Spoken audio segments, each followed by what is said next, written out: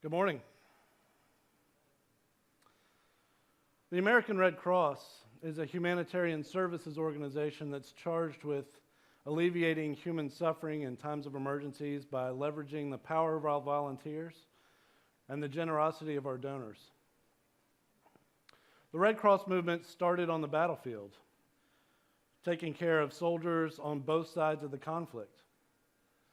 And those humanitarian roots have brought us where we are today, with 190 national societies all over the world that sit within the umbrella of the International Red Cross and Red Crescent Societies.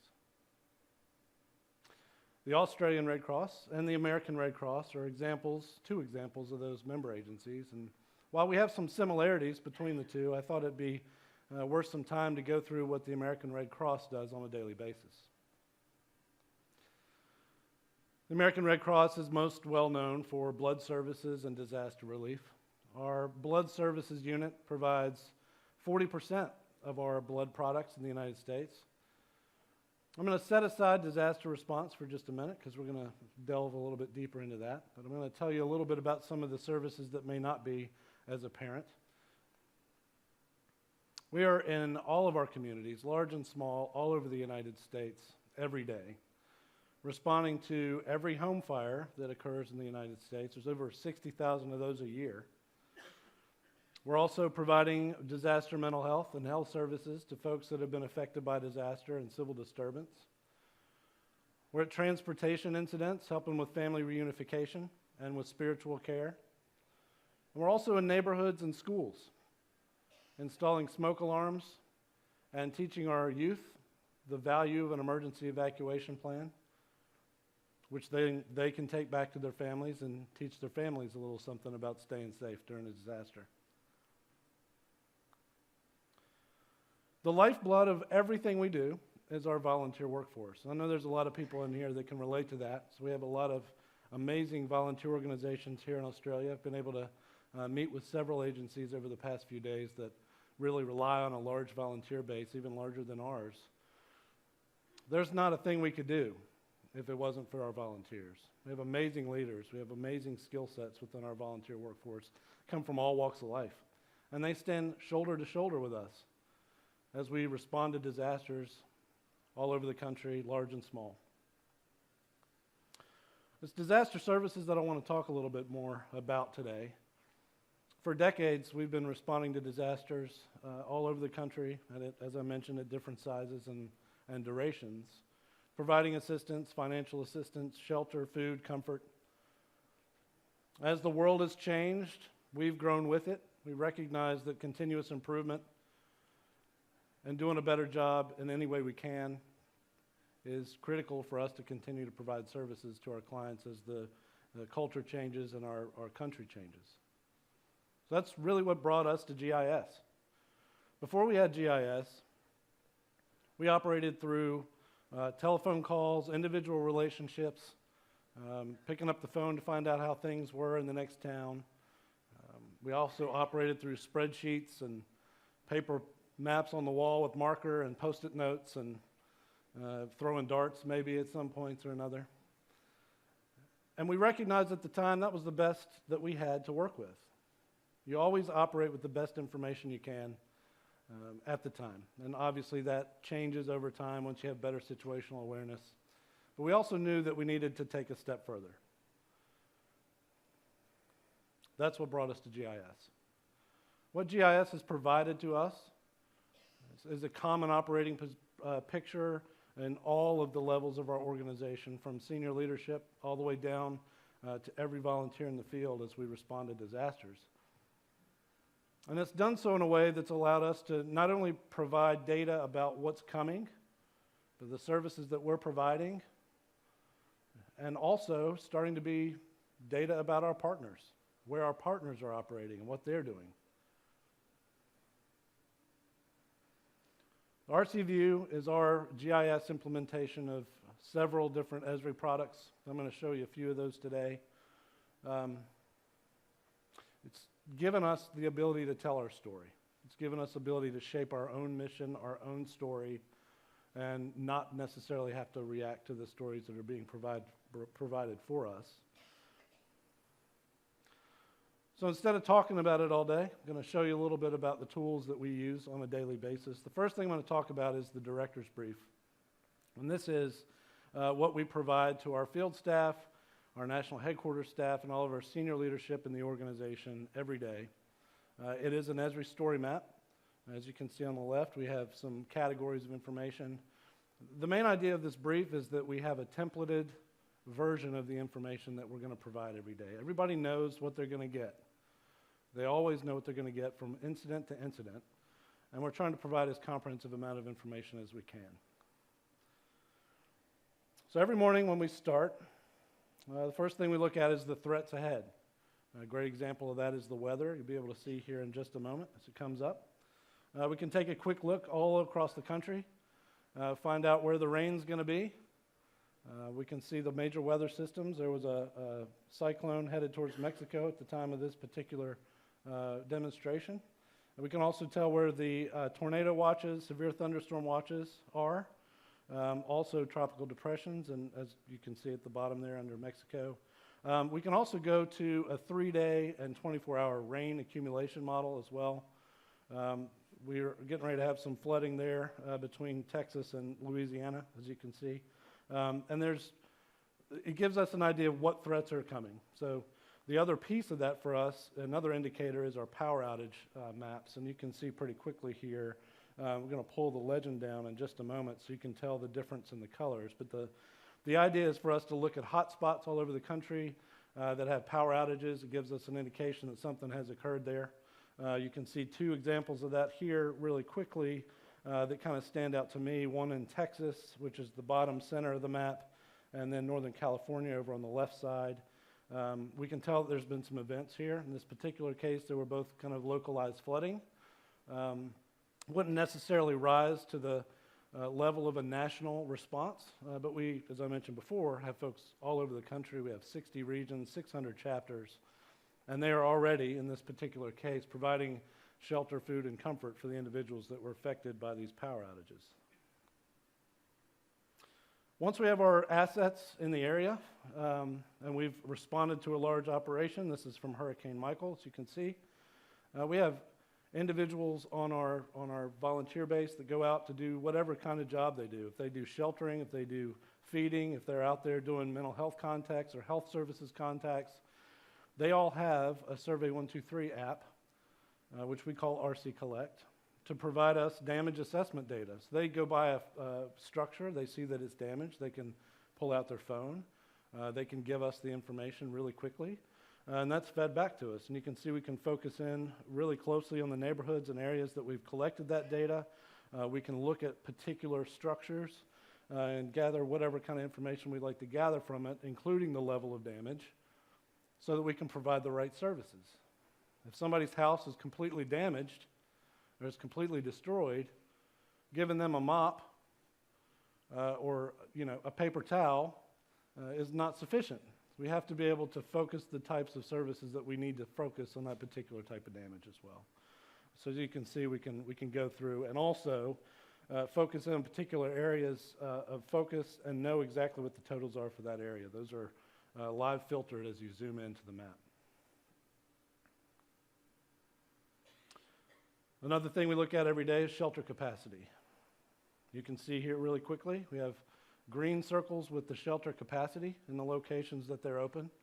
And within those shelters, the red circle is the shelter population at the time. So you can tell really quickly how full that shelter is. It gives us information about where we may need to open more shelters. If it becomes a really small population in that shelter, we can think about working individually with the families that are left so we can get them back home and we can close that shelter. Also, really quick population totals on the top and open shelters totals on the top. And we can actually drill down on the right side there as well with an individual list of shelters and the populations in each of those shelters. So it gives us a good overview of what our shelters look like for the day. Something a little bit newer for us. This has actually just been started about a month ago, and we're just testing it out. We have an ERV tracking tool. An ERV is an emergency response vehicle for us. We provide distribution of emergency supplies, water, food, those types of things, and we do shelter service that way. We also do mobile feeding for neighborhoods that are affected. But in this particular tool, we fitted them all with tracking devices. Those of you in emergency services here have seen over the past few days are very familiar with this type of technology with your computer-aided dispatch systems. But we can drill in individually into a vehicle, where it's been, where it is now, the availability status and maintenance status of that vehicle, so that we can deploy the right asset to the right place at the right time. The other thing it's helpful for us for is reaction to inquiries by elected leaders. I'm sure you guys can relate to this also, but elected leaders ask questions. Sometimes they feel like it's necessary for them to advocate for their communities by saying, you haven't been in my neighborhood. We can show them that we have been. Or, to be completely fair and balanced, we can find out that we haven't been, and we can adjust. But this is a kind of a first-time use for us, and it's been extremely helpful in our service delivery. So that's an idea of the types of things that we use internally on a daily basis that allow us to provide the best services we can. The next step in the evolution of our data sharing and data-driven decision-making process is to share partner data back out to them. So first, we've become tactical, so we use internally some information. The next step for us was to share that externally. So we're going to go through the partner brief.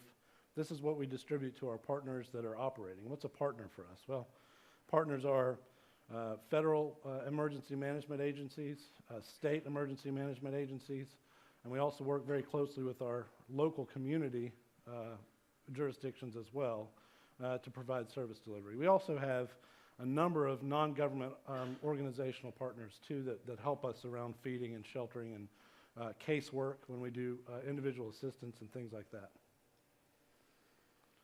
So the partner brief you're going to see is a little bit, it's similar. It shows a little bit different information. It's a little more user-friendly for folks that may not be GIS professionals. But you can tell here immediately there's an incident map. It tells you whatever is going on in the country. We can drill down. In this particular piece, Hurricane Michael had just gone through. You can see the 7, the number on that level there is telling us the size of the operation. And those go from 2 to 7. So we had Hurricane Florence in North Carolina here, and earlier we looked at Hurricane Michael. It was also down there at the bottom of the panhandle. So the next thing we're going to show is the impact overview. This is really a compilation. It looks like a lot of data in one place. It is. It's got damage assessment data. It shows the open shelters indicated by the S icons and crowdsourced photos. I'm going to talk a little more about crowdsourced photos later. But you can instantly see, just by clicking on this, kind of the impact of being able to have this kind of situational awareness, sometimes before we're able to get in there. So we'll show you a little bit more about that in a little while. We also have some imagery data in that particular map view. This is flood stages. We have flood gauges. This gives us an idea of which ones are actively flooding, which ones are likely to flood. We can also parlay that into a little bit of a view like I showed you at the beginning with the likely flooding warnings. Luckily today there were none, so we didn't have anything to focus newly on at that point. Definitely show our partners open shelters. It's a little bit of a different view. We've included some flooding information, some river gauge, active river gauge information so that folks that are helping us serve the shelters can plan accordingly, either to direct folks to sheltering or to plan the routes to get to the shelters if there's roads that are out and things of that nature. Showed you the power information earlier. It's critical for them to know that as well so they can focus their services. A lot of the partners we work with do different things than we do, but they have to get to the same areas, so that helps them target their service delivery.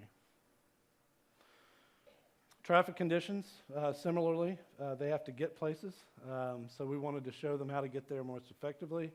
We use Waze Alerts, which I believe are also available here. Extremely valuable crowdsourced kind of traffic information. It shows you specific information about exactly where traffic jams are, where the bridge is out, where there's something else in the road, debris in the road, those types of things, which is critical for us and our partners to get in and out of areas. without having to go out and drive and get in the way of something and then have to call back and say there's a problem here. Armin mentioned fuel status earlier. We've kind of parlayed that into a tool for us to give to our partners to show where we have fuel outages in particular jurisdictions so they can plan ahead if they're going into those areas. Business disruptions. Today, it's only department stores and sporting goods stores, but gives an idea of what's out and what's maybe coming back online, so you know how the community is doing as far as resilience and getting back to normal. Pharmacy data as well is helpful in that way. This is a key for us in the way that we structure and target our service delivery. This is a social vulnerability index, and it's a compilation of data around socioeconomic status, housing status, and education levels, some other pieces of information and disabilities that allow us to know where the most vulnerable populations are. As you can see, unfortunately, the darkest blue portion is the most vulnerable, and that's exactly where Hurricane Michael traveled when it came on land. Okay, I'm going to show you a little more about the crowdsourced photos. This has been extreme. This has been a game changer for us, really. You can tell when we zoom in here, the pictures change on the right side. So you can actually see in a specific area what is being reported from that area by the folks that live there. These are citizens that have walked out of their house and they're looking around, see how things are going. Some public workers that are out. And as I mentioned before, this gives us really an unprecedented view of the situation before we even get on the ground in a lot of cases. And then you can also click individually into the album. Just going to let some of these images sink in.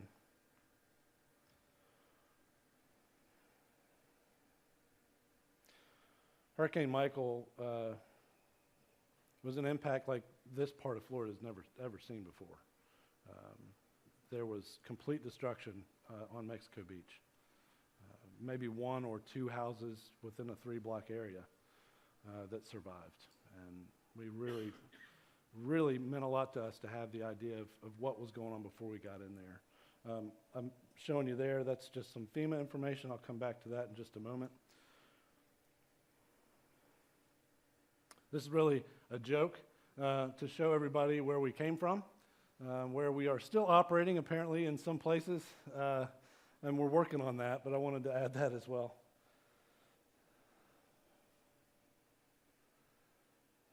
Another tool that has been critical for us, I know I'm spending a lot of time on images, but to me, a picture is worth 1,000 words. We were able to use and are continuing to use our government partners' imagery to assess damage. So I showed you the damage assessment tool earlier. We've put that in the hands of as many people as we can, but we still have a limited resource of people. So this gives us an opportunity to use imagery data to go back in and look again at particular addresses or areas of service delivery that we may have missed. But critically, when we have people come into a center and they're looking for a particular type of assistance, they can walk up to us. We can use a web app builder, a tool, to look for that address and pinpoint exactly where it is. As you can clearly see, we're pulling in really closely. It's very easy to see where the damage is here. We were able to use this last year in our response to Hurricanes Irma and Maria in Puerto Rico, where the infrastructure didn't allow us to drive around and walk from house to house. We did the entire island's damage assessment using imagery. And final, some call center metrics. We share this with our partners too to let them know what types of service we're being asked for. You can see this is relatively early on in the response for Hurricane Michael, and the top items are food, water, and shelter, which is exactly what you expect. The thing about having information is it can confirm what you believe, or it can tell you to go in a different direction. So, if we were to find out that transportation was a main issue, or the reunification piece, which is family reunification, is a top item, there's obviously something about our planning assumptions that we need to look at, and or the operation is changing. So we've got a turn in the operation. People aren't necessarily looking for the immediate emergency needs. They're looking to finally try to get back to their homes or reunite with their families. So it gives us that kind of information. So this is the next step. This is an Esri hub that we are just now developing. It has not been released yet. So you're getting an inside peek. The next step in our journey is to share this information publicly. I'm going to show you a few of the tools here. A lot of them are going to look relatively familiar. We did change some of the items. You always want to make sure that you know what kind of data you can and cannot share with the public. But we still wanted to give them an overview map.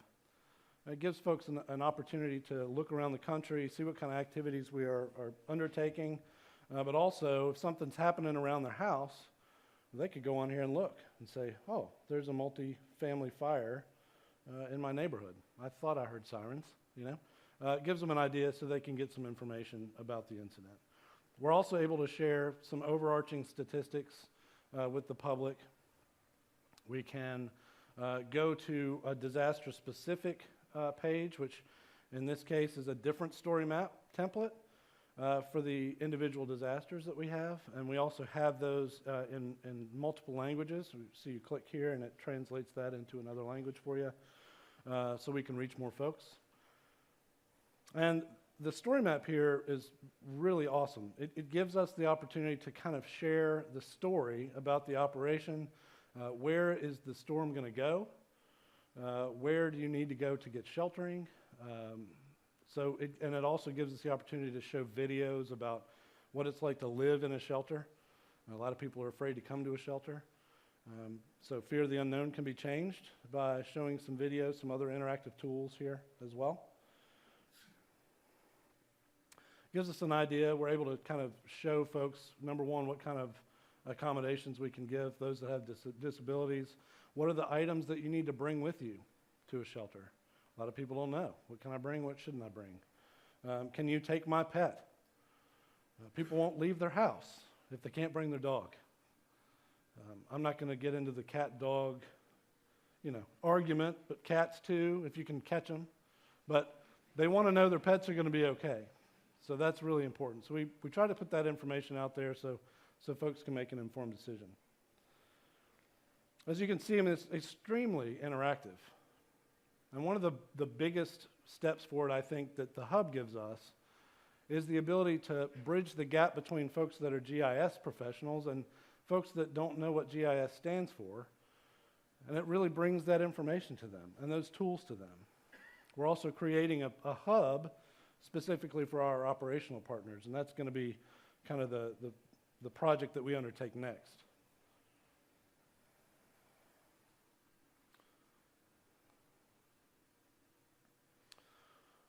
So how do we bring all this together? You saw a lot of data, you saw a lot of stories, you saw a lot of maps. The key is really all about our partners and the data that they provide, and also the data that we're able to provide as well. We have dozens of agreements with our operational partners, as I mentioned before, government partners and non-government partners. And that is the holy grail to my message today. We've had to spend a lot of time, some in disaster operations scenarios, some of those outside of disaster relief operations and response mode, to build those relationships and to get other partners to come on board. Listen to Jack Dangerman speak in San Diego at the user conference this year, and he said something that I'll never forget. Progress only happens at the speed of trust. And that could not be more true. And there's really two parts to that. One is internal trust. You have to understand and be able to open yourself to the opportunity to share data that might not have been comfortable to share in the past. It's a culture change. It really is. You also have to bring the folks along with you that are doing the work. We have a lot of volunteers, as we mentioned, 40,000 volunteers, 40,000 different opinions about technology, about the need to share data, about what is this doing for me? Why am I spending my time filling this survey out? Why am I spending my time providing this content? You have to be able to tell them why. I'm sure you guys can relate as well that the folks that we have that are volunteers because they love the mission of the Red Cross. As long as you can tie what they're doing to the mission of the Red Cross, they're going to be on board. Doesn't mean it'll be perfect. Doesn't mean it's not without a time span or trust building or pain about bringing folks onto a technology platform that a lot of folks may never have been exposed to. Some of them don't want to turn on a computer or a phone, much less try to put something in one. But it is possible, and it is worth it, 100% worth it.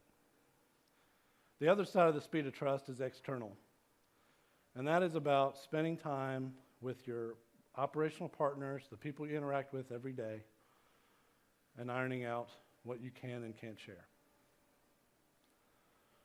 So I'll leave you with this. I implore you guys. I've been able and really felt extremely lucky to be able to meet with so many different agencies over the past few days. It is really important that you take back, what can I do in my agency to share data? Who can I talk to in my office or in my neighboring agency? Who can I talk to move that forward? There's two ways you can do this. One is to stand around and watch the scenery go by and wait for somebody to come to you, wait for some sort of technological advancement to fall in your lap and use it, which is another choice. Or you can take the step. You guys can be the leaders. Somebody's got to do that. Nothing happens without somebody taking an action. So I'd ask for you to go back, challenge yourselves, challenge the people you work with to do exactly that. If you have a long path to get there, so what? It's one step at a time. It's worth it. Go to your agency heads, go to the other agencies, go out, have a Bundy and Coke, and figure it out. Sometimes that's what it takes. But I guarantee it's worth it. The people that we're here for are the people that we serve. No matter what industry you're in, no matter what you do for a living, whether it's conservation, utilities, transportation, public safety, public emergency response, it doesn't matter. The citizens we work for all depend on us. So we have a responsibility. Their livelihoods and their resiliency really depends on that. Really appreciate your time today. Thank you very much.